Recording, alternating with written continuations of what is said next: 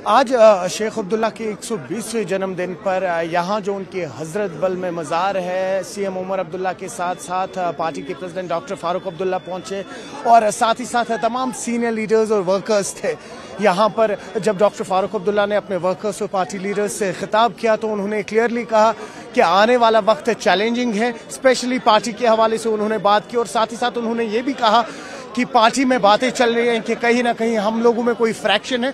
उसको मैं आज वाजे करता हूं, हम लोगों को एक साथ रहना है, कोई फ्रैक्शन नहीं है। और साथ ही साथ उन्होंने कहा कि आने वाले जो पंचायत के इलेक्शंस होंगे उसकी भी तैयारी होनी चाहिए।